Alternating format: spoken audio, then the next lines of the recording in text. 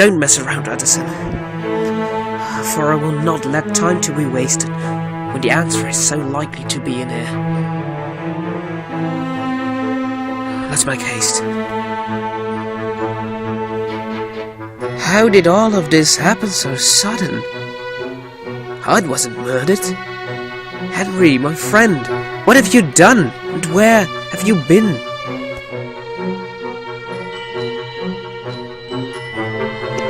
Hyde? No, never heard of him since my time.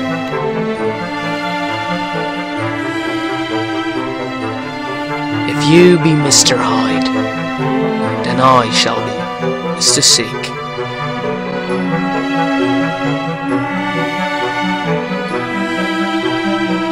Now, let us have some insight.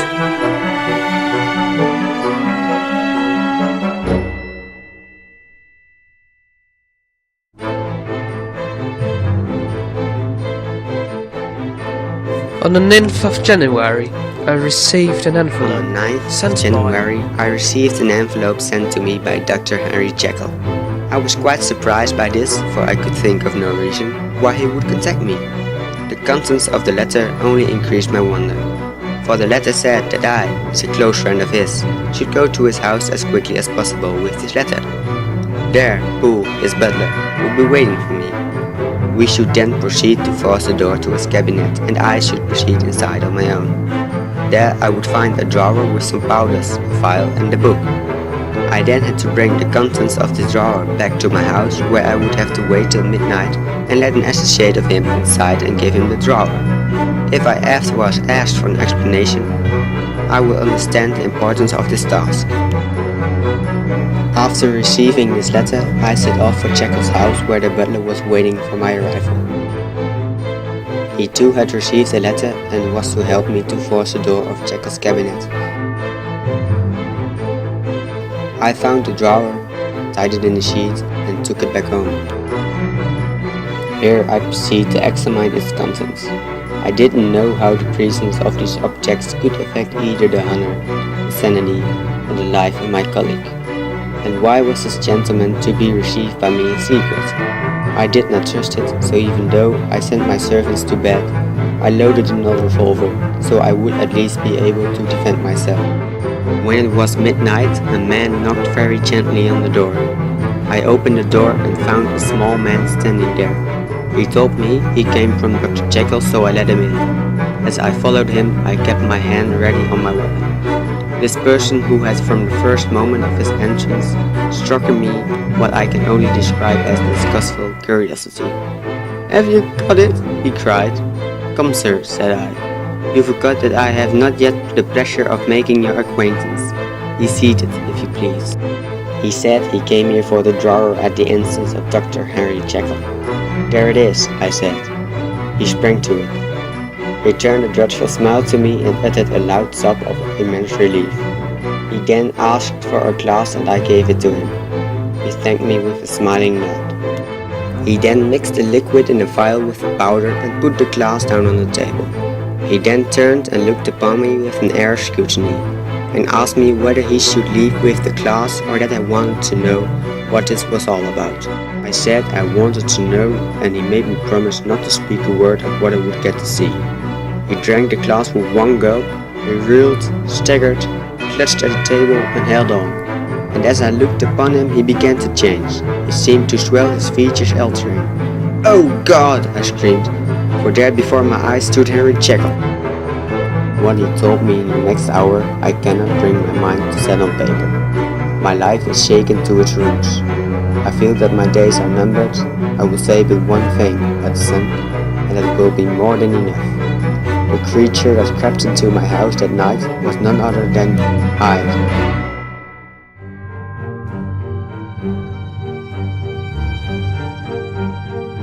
I always wondered what it would be like if you could separate your good and evil sides, and live both separately.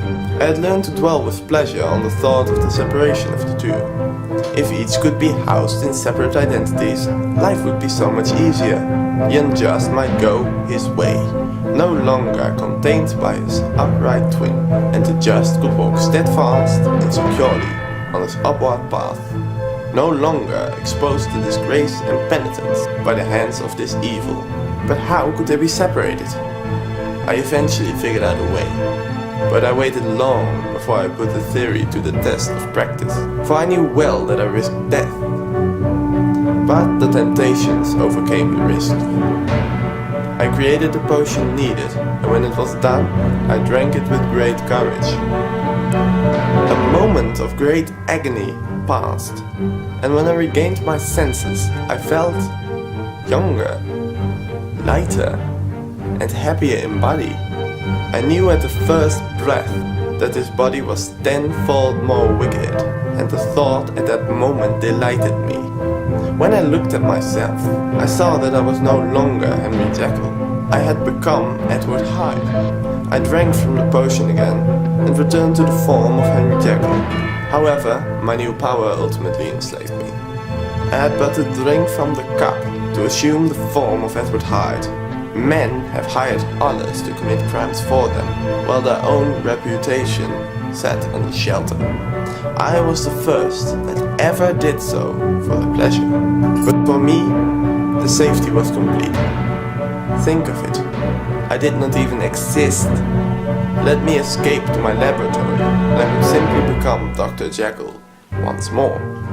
Some 2 months before the murder on Sir Danver, I woke up in bed, feeling a somewhat odd sensation. I was sure that I was in the right place, though it felt as if I should have been in the house of Edward Hyde. However, when I looked at my hands, I saw that they were Hyde's, not mine. I had gone to bed as Henry Jekyll, but I had awakened as Edward Hyde. I quickly went to my cabinet and turned back into Henry Jekyll. I felt I had to choose between the two. To cast in my lot with Jekyll was to die to those appetites which I had long secretly indulged in and had of late begun to pamper. To cast in with Hyde was to die, forever despised and friendless. I chose the better part and was found wanting in the strength to keep it. I preferred the doctor, and for 2 months I was true to my promise of leaving Hyde behind. However, in an hour of weakness, I once again swallowed the transforming draught. My devil has been caged for too long, and he came out roaring. It must have been this, for no sane man could have been guilty of that crime upon so pitiful a provocation. Insanely the spirit of hell awoke in me, and raged with great glee.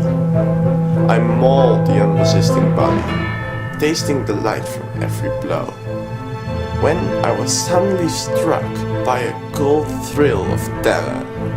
I ran back to my house and transformed into Jekyll, falling to the ground, tears streaming from my eyes, while the horror slowly died away.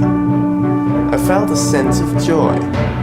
No longer could I transform into Hyde, whether I wanted to or not, and I was now confined to the better part of my existence.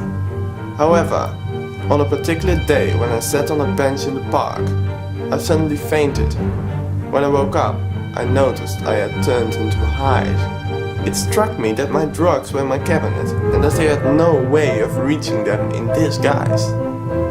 Eventually, I made a plan to send 2 letters, one to Mr. Poole and one to Lenin, for I could still write in the same manner as Jekyll. This plan worked, and eventually I was back home as Jekyll. However, from that day forth, I started changing into Hyde more often. I could not even close my eyes without waking up as him. It is useless, and time awfully fails me to prolong this description. No one has ever suffered such torments. Let that suffice. And yet I would have continued tormenting myself if it wasn't for the fact that my supplies are running low and I can no longer get new ones. About a week has passed, and I am now finishing this statement under the influence of the last of my potions. This is the last time Henry Jekyll can think his own thoughts or see his own face. Will Hyde die upon the scaffold, or will he find the courage to release himself at the last moment? God knows. This is my true hour of death. Here then, as I lay down my pen and proceed to seal up my confession, I bring the life of that unhappy Henry Jekyll to an end. Was signed, Henry Jekyll. I'm sorry, Henry.